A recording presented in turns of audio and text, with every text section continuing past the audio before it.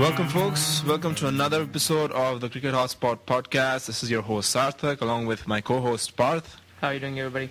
And welcome to the episode number 14. We've come a long way. So, just an interesting fact for all our listeners relating to the number 14.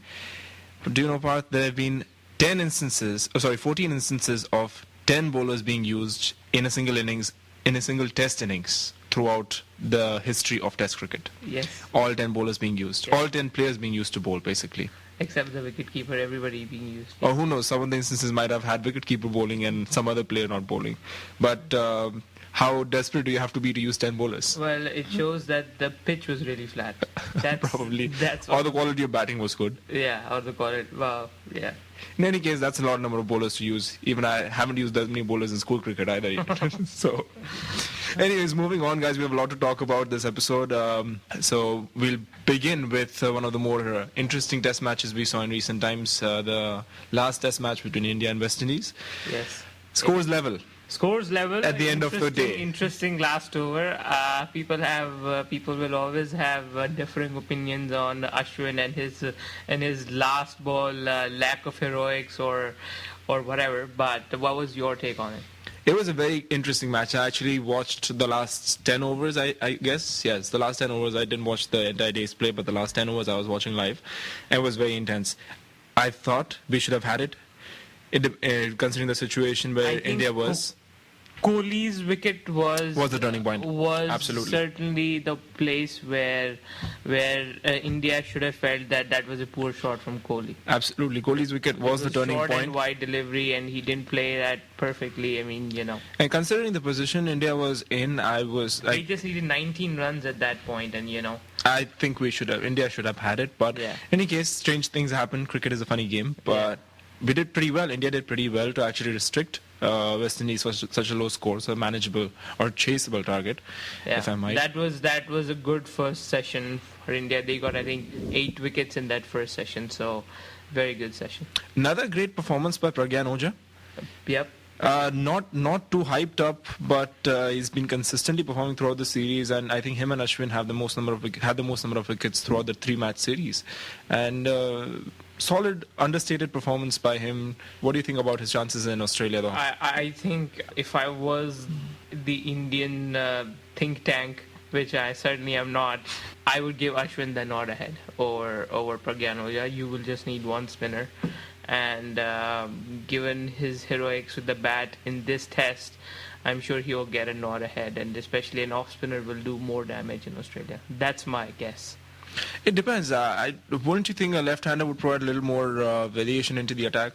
Yes, but he doesn't have many variations. That's the thing. Ashwin has that magic carom ball. I mean, talking about current situation, and if you had to select one between the two, obviously Ashwin's batting and a little better fielding takes him or chooses him automatically over and better Pragyan bowling Ojha. Also, I would say so. You don't think so? He's more aggressive. That is true. Ojha is more defensive. Ojha is more in the test match mode. Yeah, he'll the classical test match mode. He'll bowl those 30 overs for 90. He'll bowl that, but you would only expect 2 wickets from him or 3 wickets from him. But it won't be like a fifer every time. You can't expect that, which is good. Which if India had in England, India would have taken that. But when you're going into the attack, and if you have two good spinners, I would always pick the one that is more entertaining, which is Ashwin. Since we are on Ashwin, how about that ton? Oh. I'm pretty sure one man who was watching from home, Anil Kumble, would be really proud of him. Yes, because it took him over 100 test matches to get his first ton, and Ashwin's been constantly compared to Kumble of, how they build their tall, short run up to the crease, and exactly. And so constant comparison between him and Kumble, but he's gone one better over the champion by scoring his test century in the third match, in his third test. Yeah, he looks one for the future. He has had one of the best dream starts to any cricketer I've seen. Taken tons of wickets in this series, and just West Indies batsmen cannot play him. I mean, they cannot play him. So interesting start, and really an exciting prospect for the future. Absolutely, and I think his batting performance in the last test match sort of sealed the deal for Harbhajan Singh. Yeah, I think because there was one thing if you had to bring Harbhajan back for was his batting. his batting ability, because not only does he bowl, he can give you some solid runs in the lower order, and which, if the tail wags, could be the difference in the match. If you're those 70, 80 runs that last 3 wickets could add for you, could be the difference in the match. But with his performance, I am pretty sure Harbhajan has to work really hard to come back in the team now. We did mention the lack of spin from Ashwin, but it wasn't the case in this test match. He got plenty of spin, and there was spin and bounce, so which was very encouraging for him. Rampal and Tendulkar love affair continued. Ravi Rampal sure knows how to spoil a party. Just 6 runs short of that, the 100th. I think it will be on the Boxing Day. Let's hope it is on the Boxing Day. The elusive 100th. Yeah. Absolutely. I think, and it would have been great had India got a result in this match and had Tendulkar got the century. But since neither of that happened, we can just wait for the next opportunity, which will be down under on the Boxing Day test match. Yeah. And hoping that we actually come up with a positive result where he scores a century. Yeah. It doesn't go in vain. It doesn't go in vain. You want it to be a good memory. Yes. Let's continue this discussion first of all. How about the Mumbai pitch? Was it a surprise? It was a huge surprise to me. After Sachin got out, I turned my laptop off and I did not watch the 5th test. I thought there's going to be a dull draw, and I had some things due, so I didn't really watch it. And in the morning I wake up on the 5th day and see what happens. Very surprising. And then I saw the highlights. Suddenly on the 5th day the ball starts turning. Until 4 days there was no spin, there was no interesting pitch, to say the least. Definitely. I think from what the people were, or the players were talking about in the post-match presentations, they were quite unhappy initially with the pitch. Yeah. The lack of turn, they were expecting a little more from the... I think I remember watching Ashwin or Dhoni, one of theirs post-match interview day 2 or day 3, and they were really surprised by the lack of turn in a Mumbai wicket. Yeah. Because they were expecting they were expecting a lot of turn and bounce. They got neither till day 3.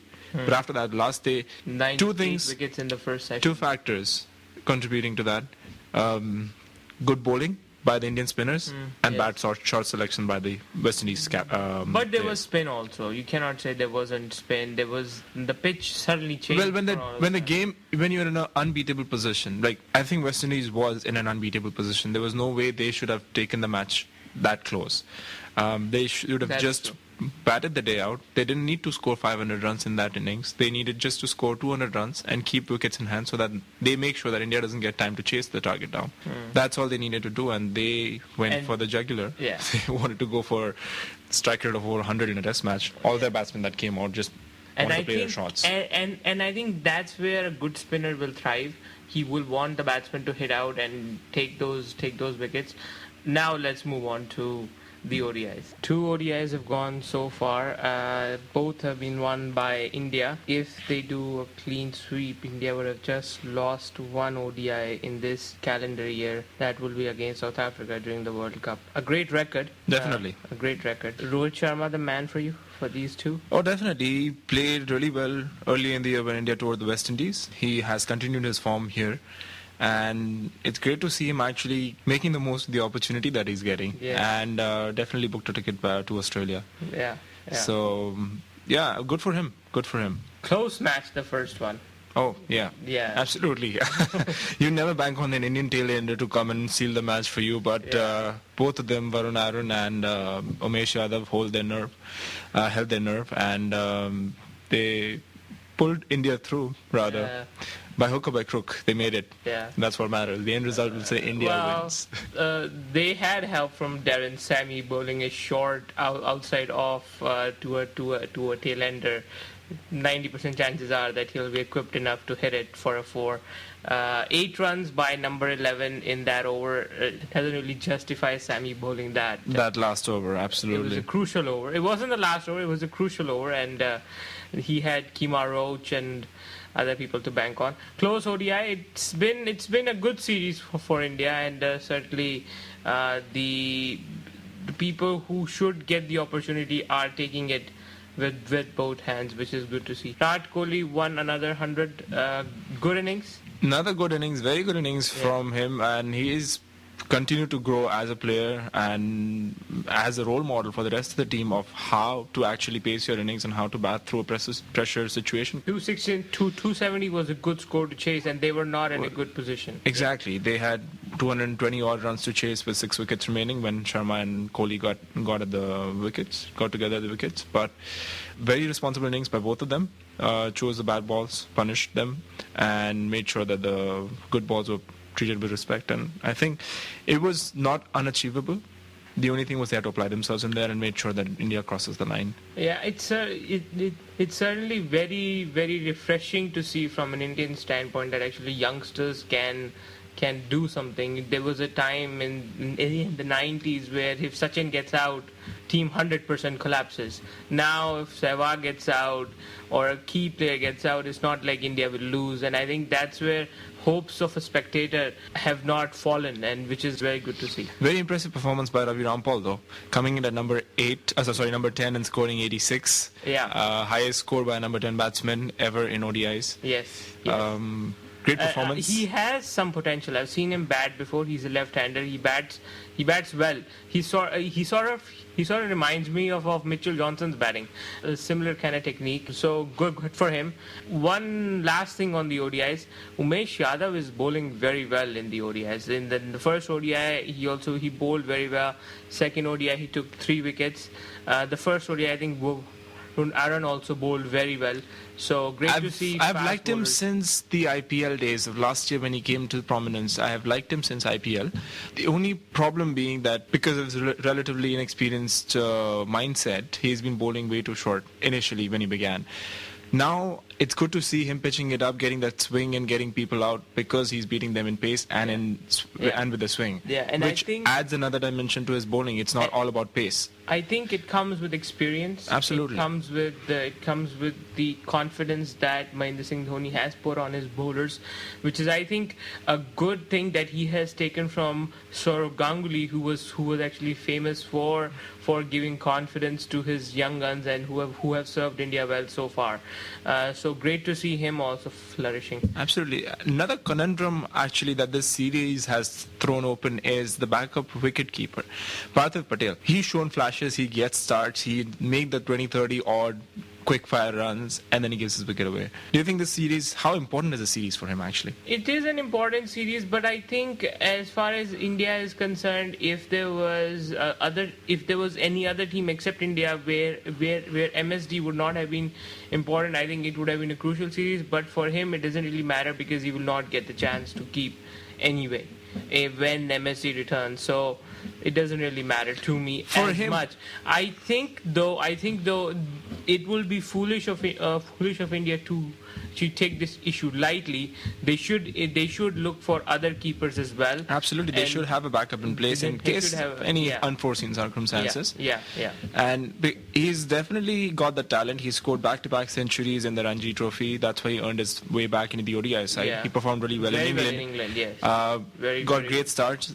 30, 40 odd runs each and every game, but then he throws his wicket away. Yeah.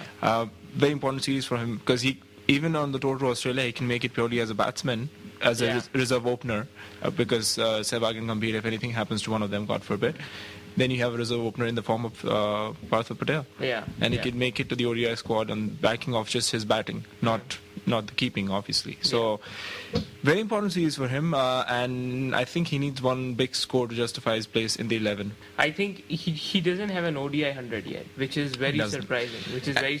He got close to in England. I think he got a 95 or something, and that was a good innings.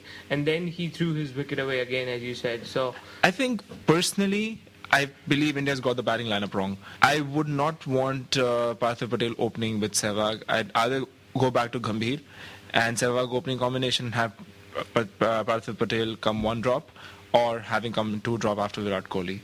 I think that would fit perfectly of putting him in a comfort zone when openers are getting the start. You have a solid platform there. You don't have any pressure on you to perform. Go out and do your best, and then see what the player is made of. Interesting. I haven't really thought about that, but very could be done. And I don't think Sehwag would like to tinker with it because it's not his team.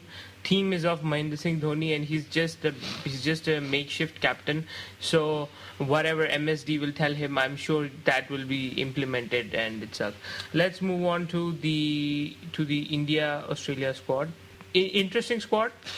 Surprise omission. I was actually banking on Harbhajan Singh to be back, no matter what the circumstances, no matter how his performance be. It's Australia in Australia, and I was hoping and I was banking on him being back, but the performance of Ashwin and Oja in the recent series totally sealed his fate. Yeah. I think Harbhajan has sort of, because of his injury now in the Ranji Trophy and his lack of wickets in the Ranji Trophy, he is sort of an old news now. I think he would need to show tremendous improvement after his injury and stuff. But otherwise, I like the squad that is going to Australia, and I think India. It's good that they're not making the same mistake again of picking unfit players, of picking players who are not 100% form. They are picking form players who have the capability to do well in Australia. I'm sure Ashwin will enjoy the bounce he gets in Australia. I'm sure Oja, if selected, will get that special something. Zahir is still a conundrum for me. Your take on Zahir? Actually, I'd like to mention three things which the selectors have got it right this time. Three things. First, as you mentioned, they're taking players based on current form rather than their name and past achievements. They're backing players who have the potential to do well. That's really good. They need to give them exposure in certain conditions so that for them to really bring out the player in them. So that's the first point. Second point is the Zahir conundrum, where they've learned from the mistake in England. And Zahir's selection in the test squad is a conditional selection based on improving his fitness. Yes, I think he's in the Ranji team as well.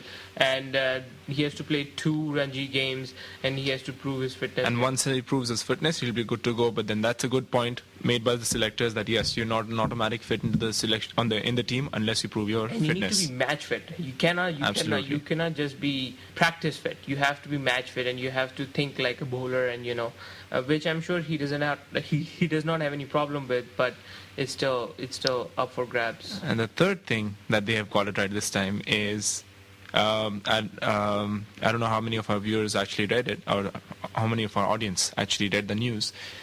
Half of our test specialists are going to leave early for Australia to get accustomed to the climate, the conditions, and get a little more time being there.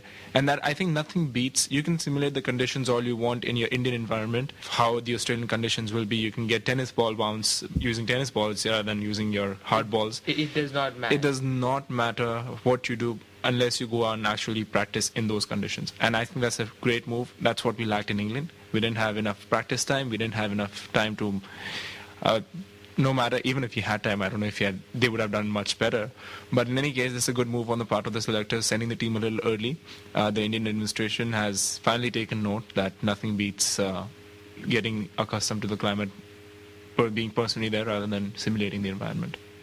Ajinkya Rahane, a good backup opener? Oh, definitely. Over Mukund and over... From what he showed in the test matches, I've been really impressed over the recent number of backup openers that we've seen. I think Rahane is certainly one for the future. Yeah. Is definitely the one that has impressed me the most out of everyone. Mukund did have his flashes of good form and bad form in between, but stodginess. Exactly. That's the word I was looking for. And given a choice out of the two, I would still go for Rahane. Like to see more of him rather than over Mukund. Yeah. Now, such is the luck with an Indian touring squad. There is an injury before the flight leaves the airport. Praveen Kumar out. Sad to see. I would have loved to see him torment the Australian batsman. Stress on the word slowly. But yes, very unfortunate injury. He would have been great. He would have been very good. He showed in England what he's capable of given favorable conditions. Be a squad leader, Given favorable conditions, what he's capable of, definitely. So now I think the bowling department automatically chooses itself. If Zahir is match fit, then Zahir, Ishant, and one of the other fast bowlers between Yadav and Aaron, probably Yadav. Yeah. So if Zahir is match fit. Otherwise, then the three that will play. Now, last comments on the squad? No, nothing in particular. I think it's a good balanced squad. Good to have young bowlers go there. Hopefully they'll perform well. Hopefully they'll perform to their potential and not get overwrought by the situation, by the stage. Playing, it can be big playing in Australia against Australia. Yeah. The crowd can get on your back. So well, the drunken Aussies are, So it could be a nerve-wracking experience for a debutant or for a relative newcomer, but it depends let's see how they take it. Hoping they perform well, and it's a good series for everyone to enjoy. It's a good series, and I think it's the best chance for India to win in Australia against Australia because of their weakened squad and youngsters coming in. So let's see what happens.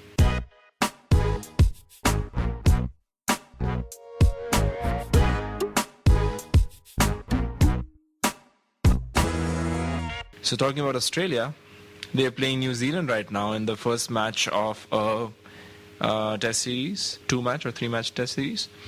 And great performance by the Australian captain, Michael Clarke. He's been consistently performing as a captain ever since he took over from Ponting. Yes, it's great to see him coming in. I haven't seen a steady Michael Clarke since forever, and it's good to see him make some runs.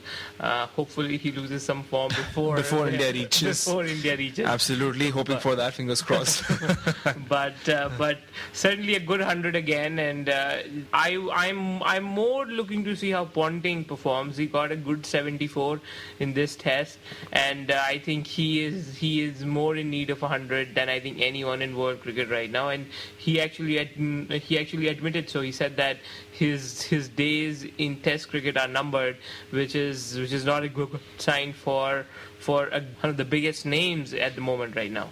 So let's hope he gets some form and we get to see a good Ponting against India. I think talking about Clarke, one of the things that's impressed me the most about his batting of late is that he's looked like the batsman who's most in control, even more than Mr. Cricket himself, Michael Hussey. Yes. He was one person who every time comes to the crease, he'd never get out. He's like stuck to the crease like glue. Be it T20s, be it a test match, be it anything. He would just stay there and he would look so comfortable against any opposition. And I think Clarke of late has looked more comfortable and more relaxed at the crease, no matter what the situation, more than Michael Hussey. And that's a big achievement in itself. Is that the captaincy? I don't know if it's a captaincy. If it is, that's even better because a lot of people go the other way. Yeah, that's what you need. Once you get the pressure of captaincy, you start letting it affect your batting. You start thinking about way too many things and not concentrate on your batting a lot. So how many captains have we seen in the past? One of the great Indian names, Sachin Tendulkar, was not a great captain. But no matter how great a player he is, has never been a great captain. Yeah. But Clarke, on the other hand, is doing extremely well after taking over the captaincy, and he's not let his game being affected. He's actually enhanced his game. Stepped up, absolutely. Yeah. It reminds me of one Stephen Fleming. Yeah. Amazing captain, amazing player. Never let his captaincy affect his any aspect of his game. So absolutely great to see a captain take over and lead from the front, and that's what you need in a team. A relatively new team or young team.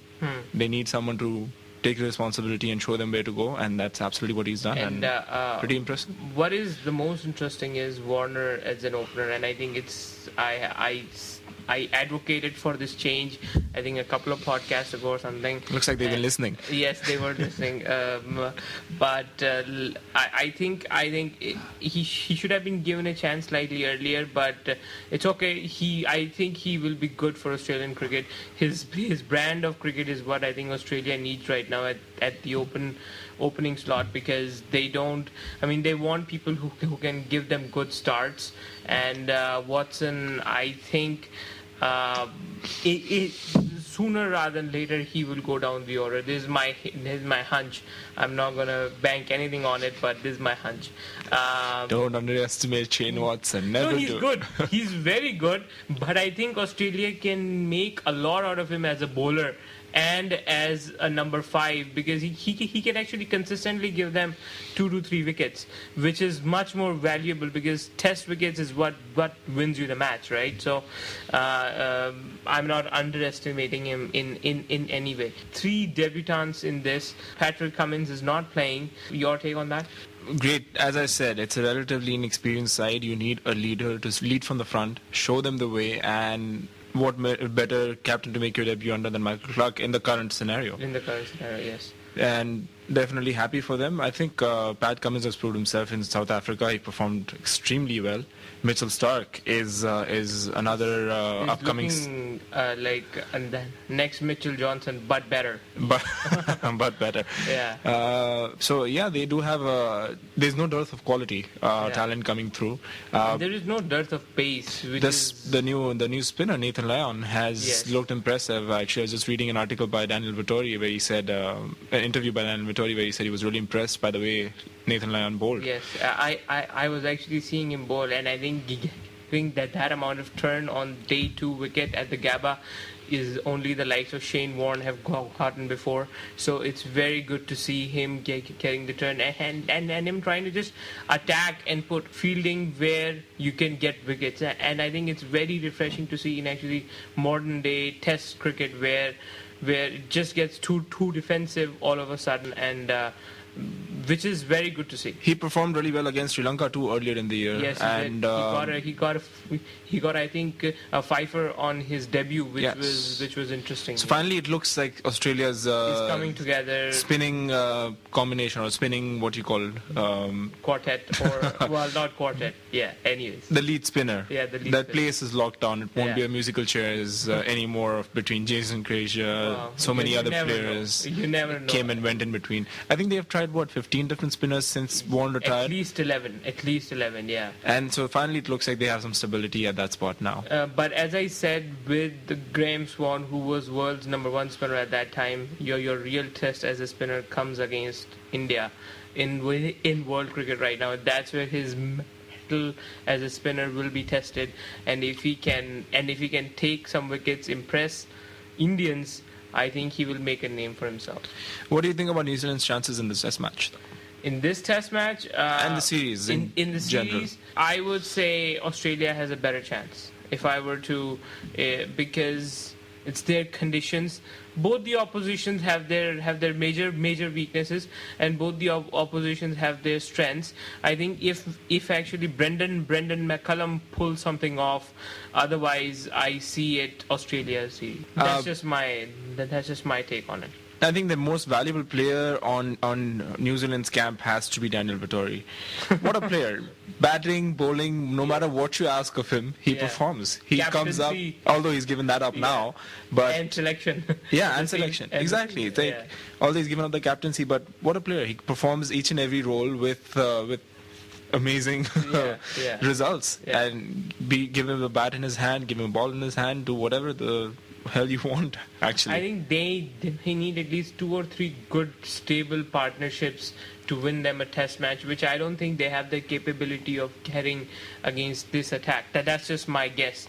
I think one man who really needs to step up and lead the team from the front is Ross Taylor. Ross Taylor, yes. He has the capability, he has a destructiveness, and he can just change the match in one session. So absolutely, and I think it's been a long overdue innings from him. He has not performed against a quality opposition, not scored a big one against a quality opposition, and he definitely needs that. And for say a lot of people back home in New Zealand watching the matches, they would definitely want New Zealand to do well at home against Australia. But one man that I am really, I always hope that does well in actually a New Zealand team is Kane Williamson. He has great technique. He comes down I think third, and good technique, just needs that temperament to play at test innings, and I think he has one, but I don't think he has gotten his opportunity ever since that India tour. But I will always be looking that he performs well, and that will be a good sign. They've got a fairly talented bunch of players in that top order, but somehow or the other they haven't reciprocated their talent. They haven't proved that they do have a very good batting attack. They have McCullum, they have Guptill, they have Ross Taylor, Kane Williamson, Daniel Vittori, Jesse Ryder. Jesse Ryder is a great talent. Very good top order. I mean, you could give any top side a run for your money if all of them apply themselves and play well. Yeah, yeah. But again, unfortunately, they haven't been able to do so. They Let's hope for the sake of New Zealand cricket that they do. They do, yeah. Not But against it's- India anytime soon. Who would you say would win this? Or is it going to be a draw? I think two-match series overall, I'd say Australia takes it 1-0. Yeah, that's what I was. I mean, that would be best case scenario for New Zealand. Yeah, that from would- what I see right now. Yeah. They could come back. You never know. New Zealand. never know. New Zealand does have a few shades of Pakistan. Yeah. Every time you underestimate them, they come out of nowhere and then they just surprise you. I like his name is Doug Bracewell.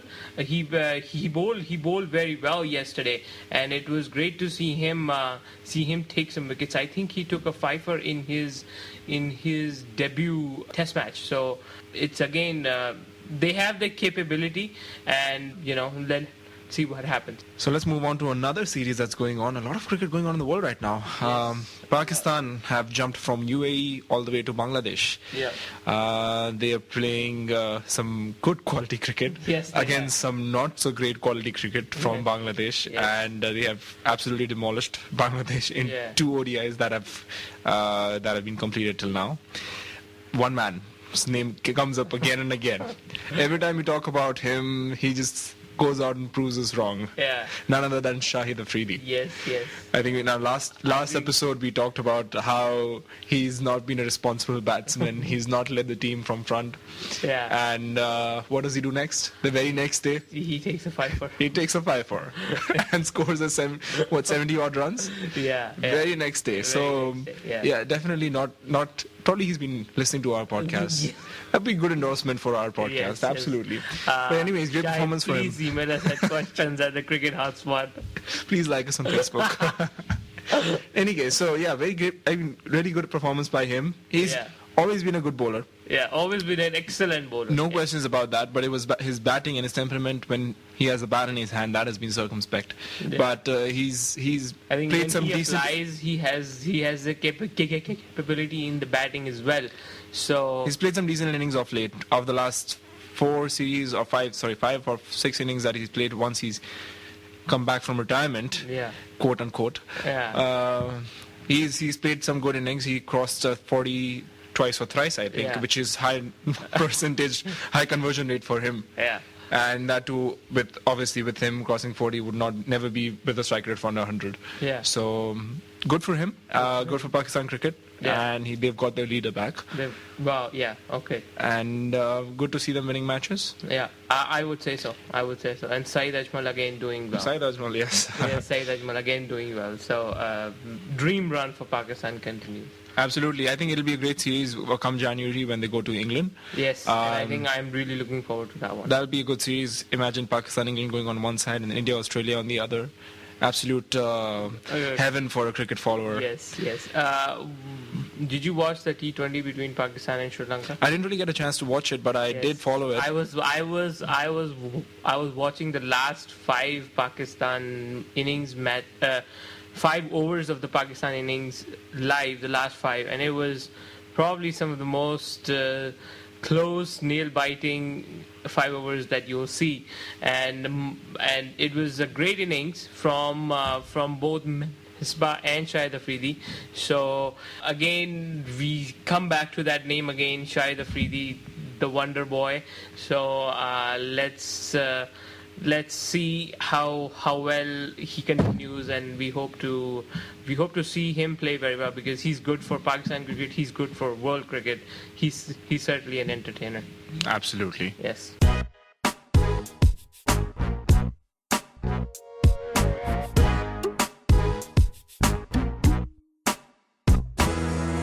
Okay, guys, moving on to our next segment. Recently, I don't know how many of you guys followed it, but Mickey Arthur was chosen as the next coach of Australia. Good for him. Yes. How big an appointment do you think this is? I think it's big because Australia is one of the leading cricketing nations and one of the more actually marketable teams out there. So any change in management, whether in India or Australia or England, certainly is a big news. And Mickey Arthur will bring stability to Australia. Your take on that appointment? He's done well. He's done well for South Africa. Yes. The ex-coach of South Africa. Yeah. He's done well for them. He's brought the them team to number one in Test rankings. Absolutely, he's taken the team to unforeseen heights, Yes. Unachieved heights. Yes. Let's say they've done really well under him. They've gelled as a unit. They had a good captain at that point in time in Graham Smith that unified the entire team, and they did well on the whole. Yeah. Mickey Arthur is good, but the point here being, how much importance do coaches play at this level of international cricket? I think Shane Warne and Ian Chappell said it the best. Cricket teams don't need coaches; they need good managers. Managers, Yes. absolutely. I totally agree with their points because and I think at this stage, at international level, you're not there to improve somebody's technique, and even if somebody's technique is going wrong, you have many people that you can ask for guidance, and you can ask, for example, if a leg spinner is not doing well in Australia, you would go to Shane Warne and you would ask him for some tips, and he'll give you those tips. He'll try to improve your technique. But it's not like, I mean, a coach is basically there to do media management, to do man management, to see if everything is in order in terms of strategy, in terms of everything. But it's not necessarily what you get in school day cricket, where a coach is there to tell you your front foot is not coming to the pitch of the ball, so let's try to get it there and stuff like that. I think the best comparison I can give for a coach would be an army general. A coach and an army general have exactly the same responsibilities. They are not there to show them how to fight. They are there to lead the team, to show them to strategize. First of all, what's the best mode of attack? They have to strategize. That's what they are there for, and they have to manage their men well. That's what they are there for. Both of them, a coach or an army general, both of them know exactly that's what their role is. They're not going to go out and show them how to fight because that's what they've learned to come to that level. They've already learned the basics. They know that this is what they have to do. But when and how to do it is what a coach is there for. And they have to be great strategic minds, and they have to be great man managers. That's exactly what you need at this level, because no matter how technically correct you are, once you've been playing cricket or at the international level for 20 years, and if you've still performed, it doesn't matter. It doesn't matter if Virender Sehwag doesn't move his feet and doesn't get to the pitch of the ball. He's still one of the most destructive players in one-day cricket, or in all forms of cricket. Yeah, you cannot change you cannot change a player, and I think that's where Indian coaches especially have gone wrong in the past by asking their pace bowlers to reduce the pace and to bowl with line and length proper. And I think this is where a coach can do certain damage to a player. One thing I would like to ask about the coach: would you prefer an outgoing coach or an outgoing captain? I mean, should the face be of the captain, like MSD, or a face be of Greg Chappell? Because Greg Chappell, when he was a coach, he sort of became the face of Indian cricket. I'd give you a good example on that one. I think as far as cricket is concerned, it has to be the face of the captain. Yeah. Because he's the man of the team. He's the one who's leading the team. He's making the decisions out there on the field. Take any other sport. Cricket is not a sport that is heavily dependent or reliant on coaching. Take any other sport. I'll give you an example of American football. I've just recently taken to the sport. Yes, I know. Totally depends on all the coaches. Each and every move that's made out on the field, the quarterback controls the ball, but it's the coaches that are actually making the decisions, and the back end coaching staff that's devising all the plays depending on how the opposite defense plays. And that's where a coach's role is really important, because they have to strategize each and every play that they're going to make against the next opposition. And they are the ones who know their players' games inside out and the opposite defense's games inside out, and they have to strategize what they're going to do. Cricket is not that heavily reliant on coaching. They just need proper man managers, and I think it has to be the face of the captain as far as cricket is concerned. And I think that role that you said about the coaches is captain's role. They are the ones on field. They are the ones doing everything, and I think it's good. It's good that I think That's where I think Mickey Arthur may have a certain problem, because when he was a coach of South Africa, he sort of became the face. I mean, he was always coming to the media and sort of like doing banter against the other team, which may get him may not be the best thing for the team. But a good topic talking about coaches and how they should be. So Yeah, I think coaches developing the players' technical sides is overrated. I think that's not going to happen. If the players have made it to the international level, they definitely have something in them which brought them there. we hope Resh Raina learns to play the short ball while he's at the international. But again, that too is about confidence and then making sure how to read the bowler, of when he's going to bowl the short ball and when he's going to bowl the full one and suck you into it. So again, that all comes down to strategizing properly. You can throw the bowler off. Definitely, if he keeps bowling short balls, you can step out, smack him one over his face. The next ball will be a ball on your toes. In Test cricket? Anywhere. Right, okay. You have to take your chances once in a while. It's all about strategy, right? Going one up on the opposition. So it depends how they take it. But let's see where Australia goes from here. Mickey Arthur, definitely a good name to be associated with, and he'll bring the stability which is required in Australian cricket.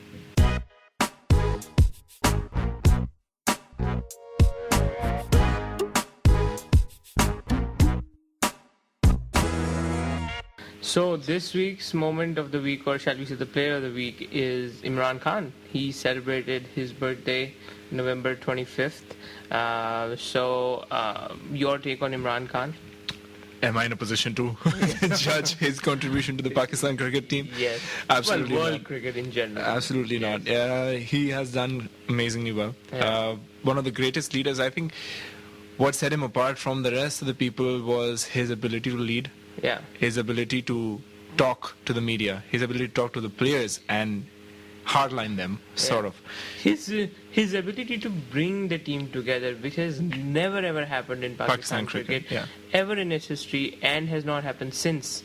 There were shades of some in Wasim Akram, but that just left. But I think one of the greatest leaders, and I think one of the best talent scouts you'll ever see. He scouted two players who would walk in to a World 11. If you can do that, then all-time World 11. If you can do that, then it's just amazing, So wonderful captain. Absolutely. I wish I saw him. Saw more of him. Yeah. Yes. But leading them to their only World Cup triumph. 1992. And never lose attitude. I mean, you will always win from any situation, and I think this is what is missing in modern day cricket anywhere. So great leader, and certainly we look forward to seeing him in politics now. Again, talk about being a man manager. The same principles that he used back in cricket, he applied there. His charm, his persona is such that no matter how love him or hate him, you got to have him. It's kind of thing. Be it cricket or be it politics, I see a lot of support going out for him. And I think everyone respects him, which is the most important thing. It's all about his suave, charming personality, I think. From everyone in the world, it is special. I mean, in the sense that Australians love him, Indians. I certainly admire him as a captain, as a player, and now as a politician. And I think certainly a principled man. He looks like a principled man, which is something very, very good. Definitely, and that's what's been missing. As you mentioned earlier, that Pakistan cricket has missed a player like that to lead, unify the team in under one. Say captain, and I think Pakistan was the only team to beat the great West Indies team, and it was under his captaincy, under his leadership, which was a huge achievement. I think it was the '86 tour that Pakistan made to the West Indies. So certainly a great captain. Anyways, this is goodbye from us at the Cricket Hotspot. By the way, thank you for the 500 downloads we got this week. Great to see that number, and so that actually number keeps going up. This is me, Parth. This is me, Sarthak. Thank you so much for all the love, and we really appreciate your comments and your feedback, and just Keep it coming as usual. Yes. And Questions at thecrickethotspot.com and add us on Facebook at the Cricket Hotspot Podcast. absolutely check out for some interesting uploads coming later this week on the Facebook page of the Cricket Hotspot. Yes. And we will talk to you Next week. Hopefully. Perfect. Definitely. All right, guys. Have a good one till then, and we'll see you soon. Yes. See you later. Bye.